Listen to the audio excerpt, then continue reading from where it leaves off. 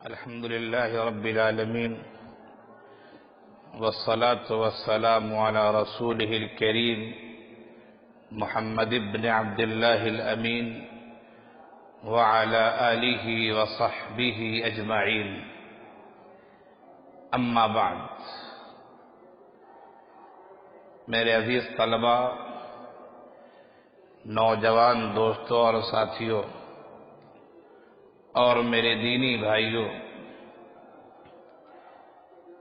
ابھی ہم اور آپ ہندوستان میں جس ماحول سے گزر رہے ہیں اس سے ہر باشندہ اور یہ کہا جائے کہ دنیا کا ہر انسان اس سے باخبر ہے. اسی لیے میں آج کی تقریر میں تمہیدی گفتگو کرنا نہیں چاہتا، ورنہ بات لمبی ہو جائے گی اور ہمیں جو پیغام آپ کے سامنے پیش کرنا ہے، جو گفتگو کرنی ہے، جو نصیحت کرنا ہے اور ایک غور و فکر کا جو عمل اور پہلو دینا ہے آپ کے سامنے، اس میں تاخیر نہ ہو، اسے جلد از جلد آپ تک پہنچایا جائے. اس لیے بغیر کسی تمہید کے اور بغیر کسی مقدمے کے میں بات آپ کے سامنے کہنا چاہوں گا کہ آج سے نہیں، ایک ہفتے سے زیادہ ہو چکا ہے اور ہندوستان کے مختلف شہروں میں احتجاجات ہو رہے ہیں. یونیورسٹی کے طلباء اور طالبات، مدارس اسلامیہ کے طلباء اور عام پبلک، جس میں مسلمان بھی شامل ہیں، غیر مسلم بھی شامل ہیں، اہل دانش و بینش کا وہ طبقہ جو ملک کے قانون پر اور ملک کے دستور پر پوری طرح یقین رکھتا ہے اور بھروسہ رکھتا ہے، اس قسم کے تمام افراد احتجاجات میں شریک ہیں، اپنی آواز بلند کر رہے ہیں اور حکومت کو کوئی پیغام دینا چاہتے ہیں. لیکن افسوس اس بات پر ہے کہ حکومت کے کان پر جوں تک نہیں رینگ رہی ہے. جن اسٹیٹ میں، جن صوبوں میں بی جے پی گورنمنٹ کی حکومت ہے، انہوں نے ان اسٹیٹ میں دفعہ 144 نافذ کر دیا ہے. یعنی کسی جگہ بھی 4 آدمی 5 آدمی اکٹھے نہیں ہونا. اگر وہ کسی جگہ بھی اکٹھے ہو جاتے ہیں تو مجرم میں ان کی گرفتاری ہو جائے گی. تو جن جن اسٹیٹ میں اور صوبوں میں بی جے پی کی حکومت ہے، انہوں نے وہاں دفعہ 144 نافذ کر دیا ہے. اور جن اسٹیٹ میں ان کی حکومت نہیں ہے، ان کے حامی ہیں، ان کی حمایت کرنے والے ہیں، ان میں سے اکثر اسٹیٹ میں اور اکثر صوبوں میں ایسا ہو رہا ہے کہ وہاں پولیس احتجاجات کی اجازت نہیں دے رہی ہے. سوال یہ ہے کہ آخر احتجاج ہو کیوں رہا ہے؟ یونیورسٹی تو پڑھنے کی جگہ ہوتی ہے، یونیورسٹی کے طلباء آخر سڑک پر کیوں آ گئے ہیں؟ یونیورسٹی میں جو پڑھانے والے پروفیسران ہیں وہ تو تعلیم اور تہذیب کی تعلیم دیتے ہیں، عدل و انصاف کی تعلیم دیتے ہیں. آخر وہ سڑک پر کیوں آئے ہیں؟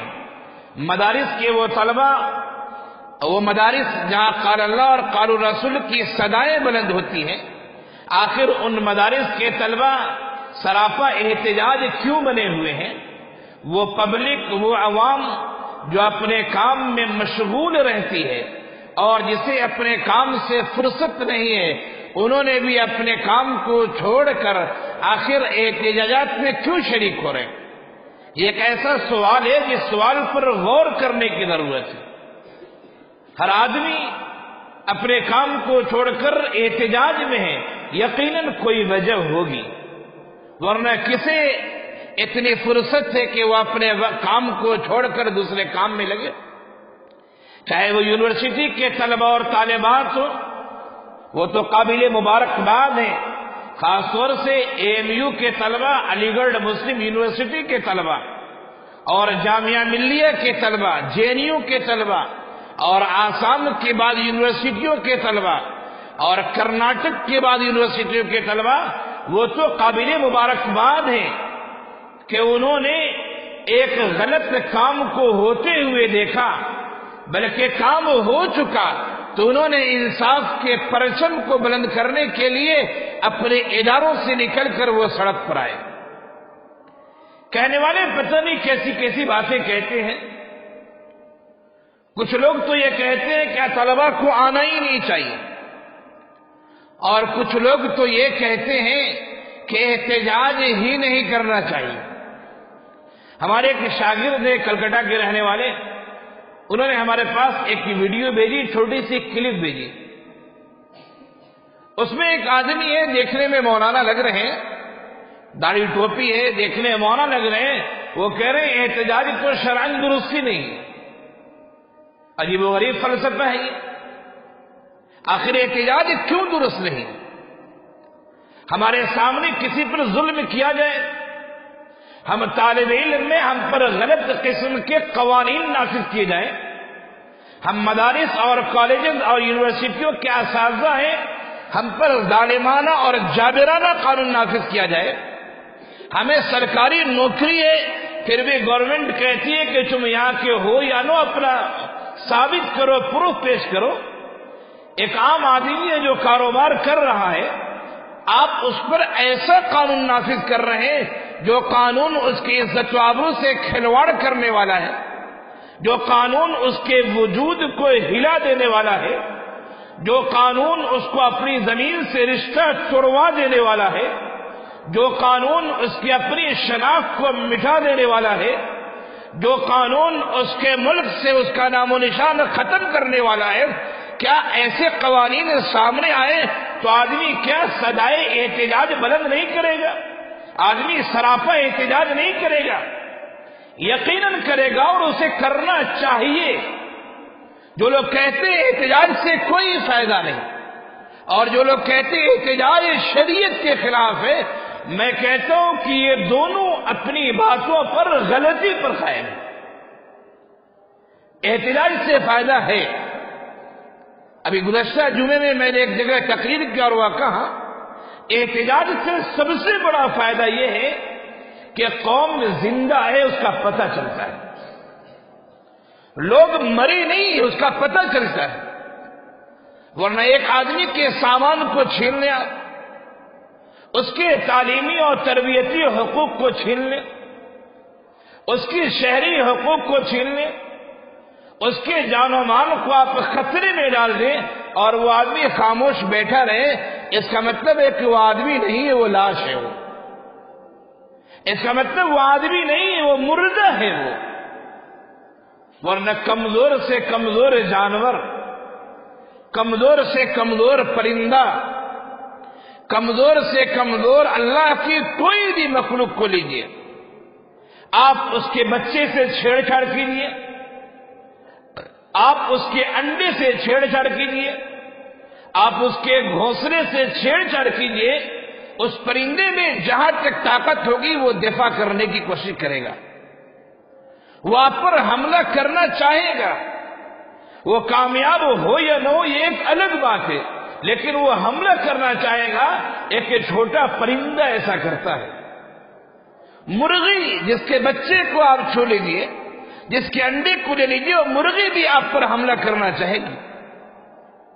تو اتنی چھوٹی مخلوق جو اپنا دفاع کرنے کے لیے تیار ہے، جو اپنے وجود کا پتہ دیتی ہے، اگر ہماری حکومت یا حکومت کے علاوہ دیگر افراد ہم پر ظلم و بربریت کرتے ہیں، ہمارے حقوق کو چھینتے ہیں، وہ حقوق جس کو ہر ملک نے ہر باشندے کو دیا ہے، اور جن حقوق کی تعلیم شریعت اسلامیہ نے دی، ہر انسان کو، ہاں وہ کسی بھی دین کا ہو، کسی بھی دھرم کا ہو، کسی بھی مذہب کا ہو، کسی بھی رنگ کا ہو، کسی بھی نسل کا ہو، کسی بھی ملک کا رہنے والا ہو، ہر انسان کو 6 حقوق حاصل ہوتے ہیں۔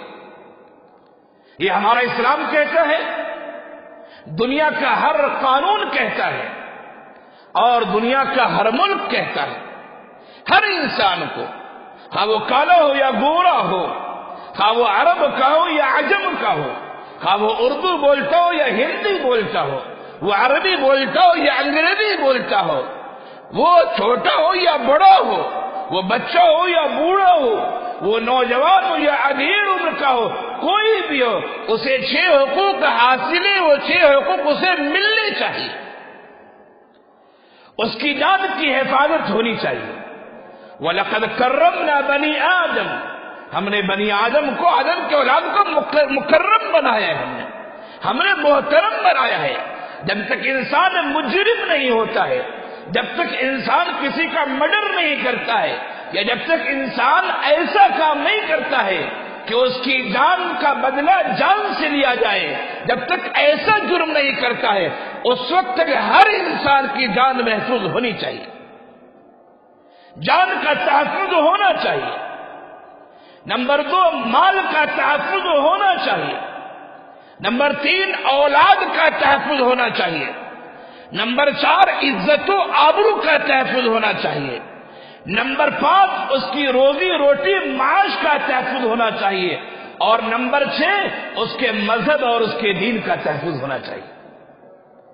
یہ ہمارے اسلام نے سکھایا ہے۔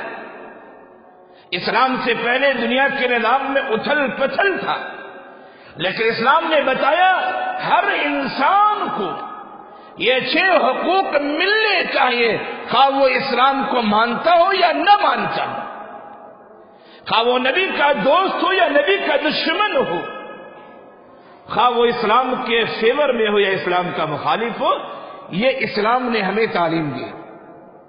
اور شریعت اسلامیہ کے علاوہ دنیا کے جتنے ممالک ہیں، ان تمام ممالک نے اپنے باشندوں کو یہ اختیارات دیے۔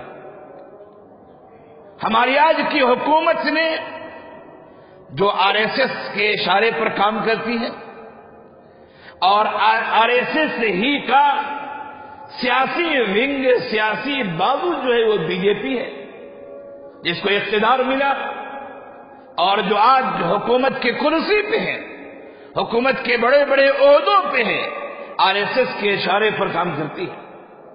حکومت نے کچھ دنوں پہلے قید کا قانون لایا، سٹیزن شپ ترمیم بل پاس کروایا اس نے، NRC کے نفاذ کی بات کر رہی حکومت۔ بعض اسٹیٹ میں NRC کا کام ہو چکا ہے، مزید ہو رہا ہے، اور بعض اسٹیٹ نے اعلان کر دیا ہے، اور قید کے بل کے پاس ہونے کے بعد اسی بل کو CAA کا نام دیا گیا ہے، یعنی سویلائزیشن ایکٹ، شہریت اصول اور شہریت قانون کا اسے نام دیا گیا ہے۔ یہ ایسا قانون ہے جو ظالمانہ ہے، یہ قانون جابرانہ ہے، یہ ایسا قانون ہے جو اپنے باشندے کے دین کو، اس کے مذہب کو، اس کی جان کو، اس کی اولاد کو، اس کی روزی روٹی کو، اس کے تحفظ کو، اس کے عزت پر، بلکہ یہ کہا جائے کہ اس پر ایک ظلم ہے اور جابرانہ قانون ہے۔ اسی لیے طالبان علوم نبوت بھی اور سرکاری ادارے کے افراد بھی، مسلم بھی غیر مسلم بھی، یہ سب لوگ میدان میں کود پڑے ہیں، اور یہ احتجاج ان کا کرنا صحیح ہے۔ میں یہ کہہ رہا تھا، کچھ لوگوں نے کہا کہ احتجاج سے کچھ ہوتا نہیں ہے، ہم بھی یہی کہتے ہیں، لیکن احتجاج سے سب سے بڑا فائدہ جو ہوتا ہے وہ یہ کہ انسان کی زندگی کا پتہ چلتا ہے، انسان کے زندہ ہونے کی علامت ہے۔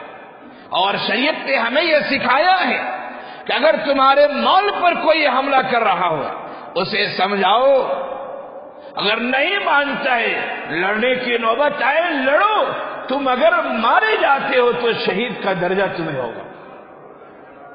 تمہاری عزت پہ کوئی حملہ کر رہا ہے، تم دفاع کرو، مارے جاتے ہو شہید کا درجہ ہوگا۔ یہ صرف مسلمان کا مسئلہ نہیں، یہ پورے ملک کے باشندوں کا مسئلہ ہے۔ جس نے حکومت کی روٹی کھا لی ہے، یہ کہا جائے کہ جو افراد حکومت کی چمچا گیری کرتے ہیں، حکومت کے جو دم چھلے ہیں، وہ حکومت کی تعریف کے پل باندھ رہے ہیں، پل باندھ رہے ہیں، لیکن ان پل باندھنے والوں کو پتہ نہیں کہ آج کسی کی باری ہے تو کل ان کی بھی باری آنے والی ہے۔ یہ قانون غلط ہے۔ اس قانون کو دیکھتے ہوئے اگر تعلیم یافتہ طبقہ خاموش ہوتا ہے تو پھر یہ خاموشی بہت بڑے ظلم اور بہت بڑی جباریت اور سفاکت کی طرف اشارہ ہوتا ہے۔ اس لیے احتجاج کرنا زندگی کی علامت ہے۔ دوسری یہ بات کہنے والے کہتے ہیں شریعت کے خلاف ہے، شریعت کے کچھ بھی خلاف نہیں ہے۔ ہماری حکومت نے، ہمارے ملک کے دستور نے، ملک کے قانون نے احتجاج کا، آندولن کا، دھرنے کا اختیار دیا ہے اپنے شہریوں کو۔ لیکن ہاں اتنی بات ہے کہ احتجاجات میں، آندولن میں، دھرنے میں ایسا نہیں ہونا چاہیے کہ سرکاری چیزوں کو نقصان پہنچائے گئے، اس لیے کہ سرکار کی جو پراپرٹی ہوتی ہے وہ پبلک کی پراپرٹی ہے۔ سرکار کے پاس کوئی پیسے کا درخت نہیں ہے، پبلک کا جو مال ہے وہی مال سرکار کا ہوا کرتا ہے۔ ہم ہر چیز میں ٹیکس دیتے ہیں، اس لیے سرکاری اشیاء یا غیر سرکاری اشیاء کو نقصان پہنچانا یہ تو قانوناً بھی اور مذہباً بھی درست نہیں۔ لیکن احتجاج کرنا، اپنی بات رکھنا، اپنی بات منوانا، اس کے جتنے طریقے ہو سکتے ہیں بغیر کسی کو نقصان پہنچانے ہوئے، وہ سب طریقے قانوناً بھی جائز ہیں، شرعاً بھی جائز ہیں۔ حکومت نے اور قانون نے ہمیں اجازت دی ہے۔ احتجاجات پر احتجاجات ہو رہے ہیں، لاکھوں کی تعداد میں لوگ اس سڑک پر اتر آئے ہیں، لیکن حکومت نے اکثر جگہوں پر انٹرنیٹ سروس بند کر دیا ہے، اس لیے صحیح خبریں ہم تک نہیں پہنچ رہی ہیں، اور حکومت ایک بات کو ٹھان کر بیٹھ گئی ہے کہ ہمیں یہ کرنا ہے، حالانکہ یہ انتہائی ظالمانہ قانون ہے، حکومت کو نظر ثانی کرنا چاہیے۔ ہمارے علماء نے اور دیگر اہل علم نے اور اسی طرح مختلف مذاہب اور مختلف اداروں کے لوگوں نے تقریباً 59 درخواستیں سپریم کورٹ میں ڈالی گئی ہیں کہ اس قانون پر نظر ثانی کیا جائے۔ یہ قانون عجیب و غریب ہے، اس سے پہلے بھی میں نے آپ کے سامنے وضاحت کی تھی، عجیب و غریب قانون ہے۔ ایک آدمی جو اس ملک میں زمانے سے رہ رہا ہے، آپ اس سے کہہ رہے ہیں کہ اپنا ثبوت دو، باپ دادا کا ثبوت دو، ایسے ثبوت دو، اور نام وغیرہ اور ڈاکومنٹس میں کوئی اسپیلنگ میں مسٹیک نہیں ہونی چاہیے۔ عجیب و غریب بات ہے۔ ایک آدمی کے پاس پاسپورٹ ہے، وہ سفر کرتا ہے، الیکشن کارڈ ہے، ووٹ ڈالتا ہے، پھر آپ کہہ رہے ہیں کہ اپنے باپ دادا کے بارے میں ثابت کرو کہ تم یہاں کے ہو۔ یہ ظالمانہ قانون ہے، اس قانون کو ختم ہونا چاہیے۔ حکومت اگر صحیح معنوں میں دیکھا جائے تو وہ حکومت چلانے میں ناکام ہے۔ وہ اپنی ناکامی کو چھپانے کے لیے اس نے یہ کام کیا کہ دوسری چیزیں اور دوسرے بل پر اس نے گفتگو شروع کر دی۔ حکومت ناکام ہے۔ ہم اس وجہ سے کہہ رہے ہیں کہ پڑھے لکھے روزگار کے لیے پریشان ہے، بے چین۔ ایک آدمی ایم اے کا طالب علم ہوتا ہے، ایک آدمی پی ایچ ڈی کی ڈگری لیے ہوتا ہے، ایک آدمی سول انجینئر ہوتا ہے، لیکن وہ نوکری نہ ملنے کی وجہ سے خودکشی کر بیٹھتا ہے۔ ہندوستان کی تاریخ میں اور ہندوستان کا شاید کوئی ایسا اخبار ہوگا جو اخبار آپ اٹھائیں اور روزانہ خودکشی کے واقعات نہ ملتے ہو۔ لوگ بے روزگاری کی وجہ سے، ظلم و بربریت کی وجہ سے، عزت کے محفوظ نہ ہونے کی وجہ سے لوگ قربانیوں کے بھیٹ چل رہے ہیں اور بے عزت ہو رہے ہیں۔ شاید کوئی ایسا دن ہوتا ہوگا جس دن کسی ماں اور بہن کی عزت و آبرو نیلام نہ کی جاتی ہوگی۔ شاید کوئی ایسا دن ہوتا ہوگا جس دن ہمارے لوگ غلط اور بے تکے قسم کے ایسے کام نہ کرتے ہوں جو حکومت کی نظر میں بہت سنگین ہے. غلط کام ہو رہے ہیں، معاشرہ غلط رخ پہ جا رہا ہے، لیکن حکومت ایک کو لے کر بیٹھی ہوئی ہے اور کسی کی بات نہیں سن رہی ہے. علامہ اقبال نے کہا تھا یورپ کی تعلیم کے بارے میں کہ ڈھونڈنے والا ستاروں کی گزرگاہوں کا، ڈھونڈنے والا ستاروں کی گزرگاہوں کا اپنے افکار کی دنیا میں سفر کر نہ سکا، اپنی حکمت کے خم و پیچ میں الجھا ایسا کہ آج تک فیصلے نفع و ضرر کر نہ سکا. حکومت لوگوں کی توجہ کو ہٹانے کے لیے NRC ہے، کیب ہے، CA ہے، مختلف چیزوں کو لانا چاہ رہی ہے اور لوگ اس ظلم کے خلاف آواز اٹھا رہے. حکومت کان نہیں دھر رہی بلکہ بہت سارے اداروں پر حکومت نے جبراً اسے بند کروایا ہے. بڑی بڑی یونیورسٹیوں میں جبراً چھٹی کروا دی گئی ہے، بہت سارے مدارس میں جبراً چھٹی کروائی گئی ہے اور بہت سارے مدارس کو وارننگ دے دی گئی ہے کہ اگر آپ کے طلبہ نکلے تو آپ کے ادارے کو بند کر دیا جائے گا.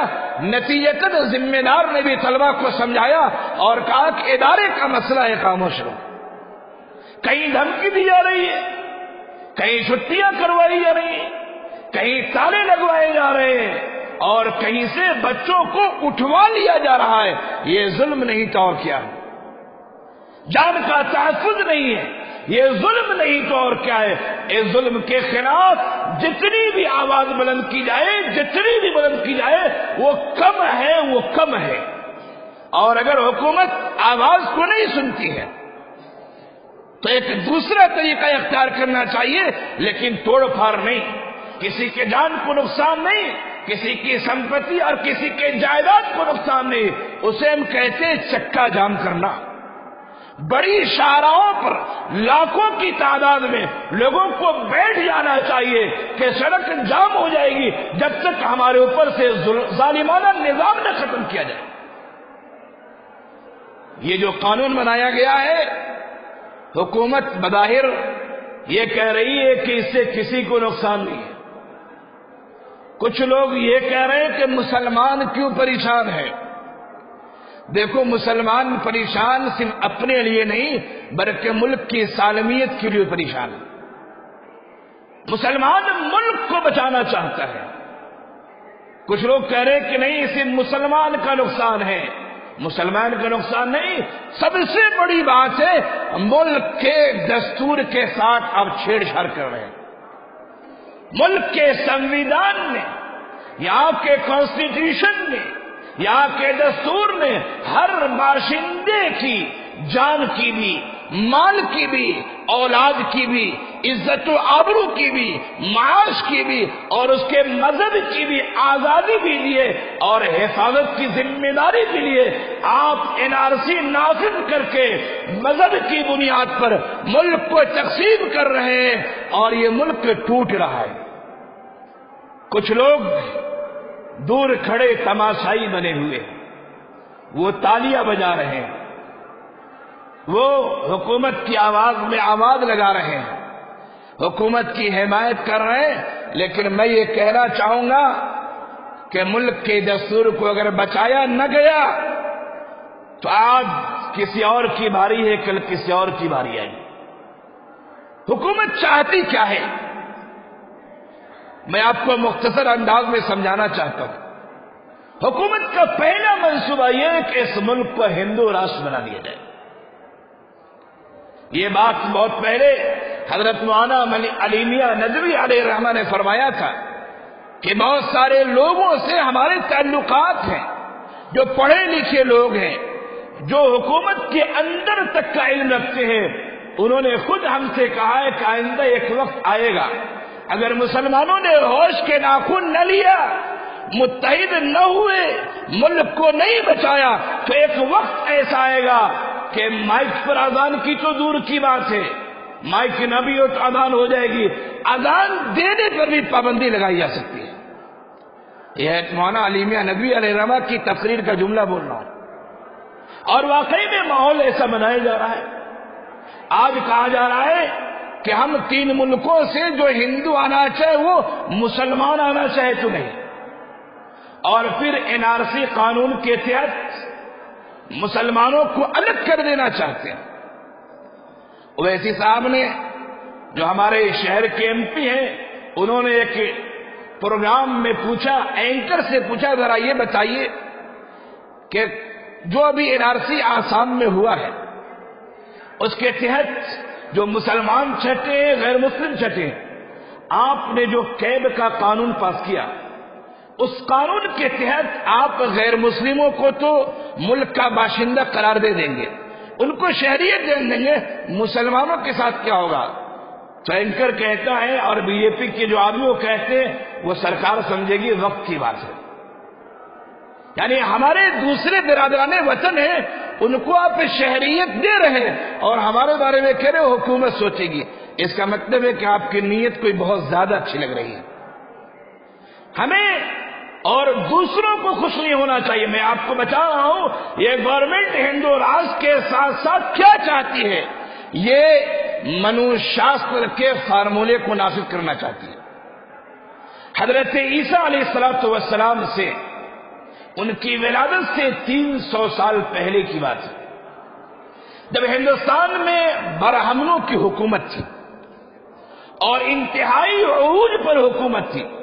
حضرت عیسیٰ علیہ السلام کی پیدائش سے 300 سال پہلے اس زمانے میں منو جی کے ایک آدمی نے ایک کتاب لکھی, منو شاستر, اور اس نے حکومت کا اور برہمن کو اقتدار پر رہنے کا فلسفہ اس نے سمجھایا اور کہا کہ دنیا کی مخلوق جو ہے, جو انسان ہے, کچھ لوگ ایسے ہیں کہ قادر مطلق نے, جسے ہم اللہ اور خدا کہتے ہیں, جس کو کچھ لوگ بھگوان کہتے ہیں, کچھ لوگ ایشور کہتے ہیں, کچھ لوگ لارڈ اور گاڈ کہتے ہیں.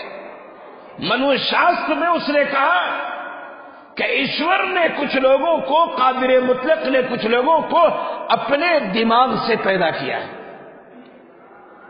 وہ برہمن ہے. حکومت اور دنیا کا نظام انہی کے ہاتھ میں ہونا چاہیے. کچھ لوگ ایسے ہیں جن کو بھگوان نے, قادر مطلق نے اپنے بازو سے پیدا کیا, جسے چھتری کہتے ہیں.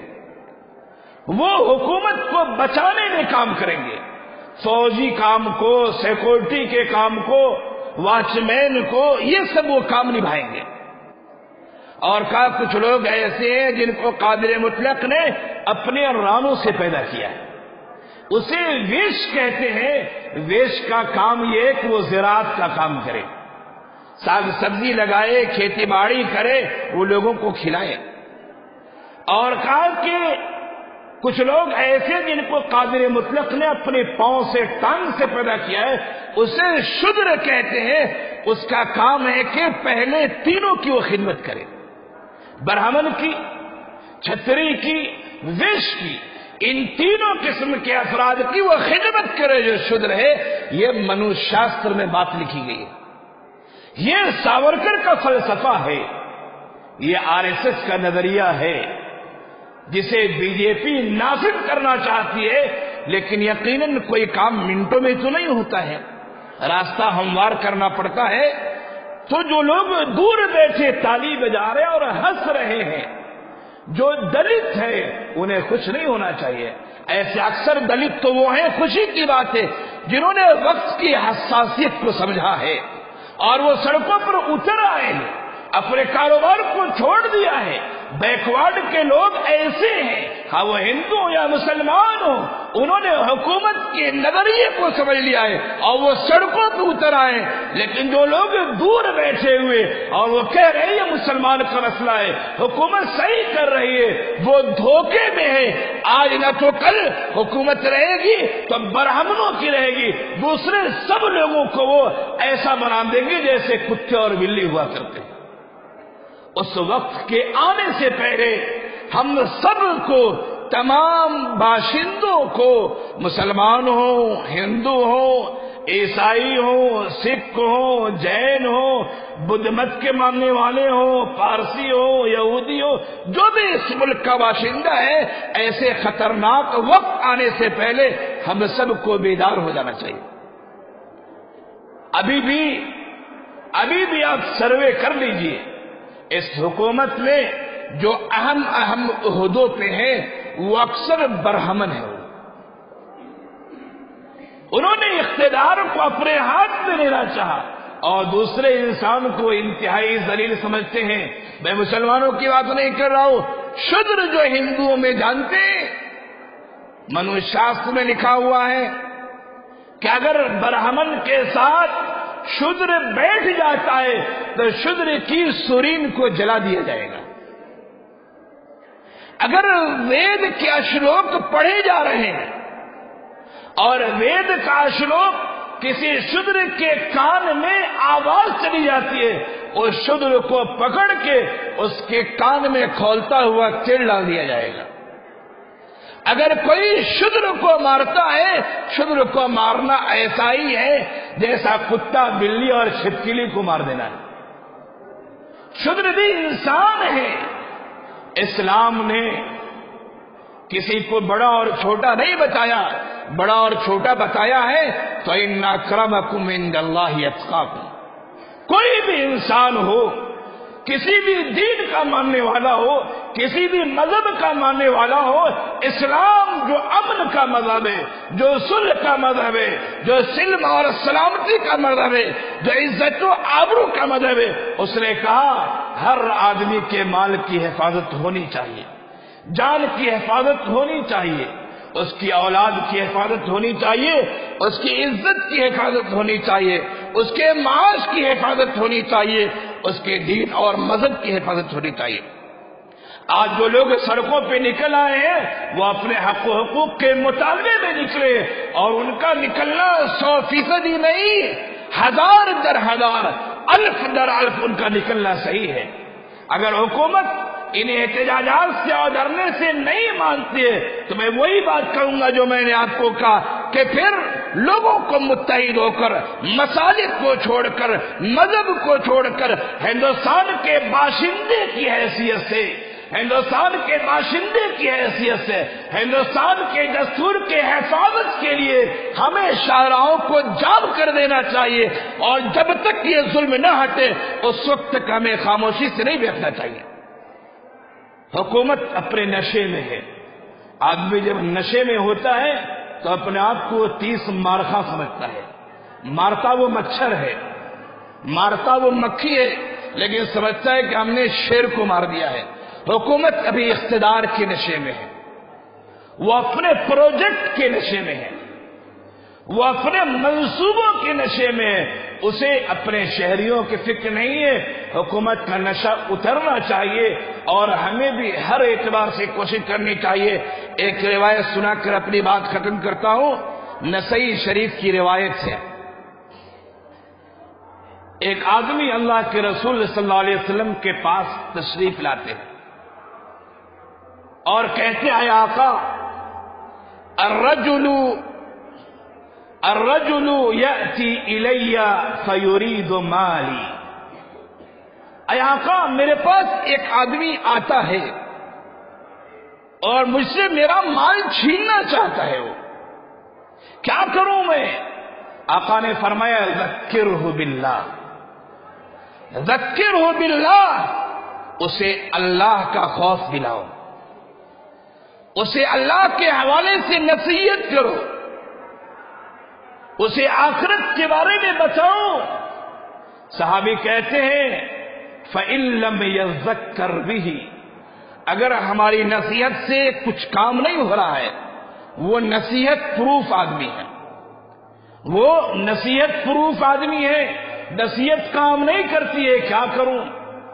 آقا نے فرمایا، تمہیں چاہیے فَاسْتَعِنْ عَلَيْهِ، اس کے خلاف تم مدد طلب کرو، کس سے؟ من حولک من المسلمین، تیرے ارد گرد جو مسلمان ہو ان کو جمع کرو اور جمع کر کے اس کے خلاف مدد کرو۔ صحابی کہتے ہیں، فَإِن لَّمْ يَكُنْ حَوْلِي مِنَ الْمُسْلِمِينَ، اگر میرے ارد گرد کوئی مسلمان نہ ہو تو کیا کروں؟ آقا نے فرمایا کہ فَلْيَسْتَعِنْ عَلَيْهِ بِالسُّلْطَانِ، حکومت وقت سے اس کے خلاف مدد طلب کرو۔ صحابی فرماتے کہ فَإِنَّا عَنْهُ السُّلْطَانِ، اگر حکومت وقت بھی ہم سے بہت دور ہے، بہت دور ہے، میری آواز اس تک نہیں پہنچ سکتی ہے، یا آج کی زبان میں کہا جائے کہ میں پکاروں بھی تو میری آواز پر وہ دھیان نہیں دے رہی ہے، کیا کروں میں؟ آقا نے فرمایا تو چاہیے کہ قاتل من دون مالک، اپنے مال کی حفاظت کے لیے تم لڑو، حتی تکون من شہداء الآخرہ، یہاں تک کہ تم آخرت کے شہداء میں سے ہو جاؤ، او تمنع مالک، یا اپنے مال کو بچا لو۔ آج مسئلہ عزت کا ہے، مسئلہ آبرو کا ہے، اور مسئلہ صرف ہمارا نہیں، ہمارے پڑوسی کا بھی ہے، ہمارے دوسرے بھائیوں کا بھی ہے۔ ہمیں حدیث سکھاتی ہے کہ اگر حکومت نہیں مانتی ہے، لوگ میرا تعاون نہیں کر رہے، حکومت کے قانون کا پاس و لحاظ نہیں کیا جا رہا ہے، تو اگر جان بھی ہماری چلی جاتی ہے تو ہم آخرت کے شہداء میں سے ہوں گے۔ ہم جان گنوانا نہیں چاہتے ہیں، ہم تو امن و سلامتی کے ساتھ مسئلے کو حل کرنا چاہتے ہیں، ہم تو امن مارچ کرنا چاہتے ہیں، لیکن آپ ہمیں امن مارچ کرنے کی اجازت نہیں دے رہے۔ آپ نے بہت سارے شہروں میں دفعہ 144 نافذ کر دیا ہے جو کرفیو کی طرح ہے۔ آپ کو کیا پریشانی ہے؟ جب پبلک آپ کی دنگا فساد نہیں کر رہی ہے، وہ سکون کے ساتھ اپنے مطالبات کر رہی ہے، تو آپ اس پر پابندی کیوں لگا رہے ہیں؟ خدا را ایسا وقت نہ آنے دیجیے، خدا را ایسا وقت نہ آنے دیجیے کہ ملک میں، ہمارے ملک میں اور ہمارے اڑوس پڑوسی سے بغاوت کی بون آنا شروع ہو جائے، پھر اس وقت کنٹرول کرنا مشکل ہو جائے گا، حکومت کا نشہ اتر جائے گا، اور پتہ نہیں جب ملک کے باشندوں میں انتشار ہوگا، فوج میں بھی انتشار ہو سکتا ہے، اور جو فوج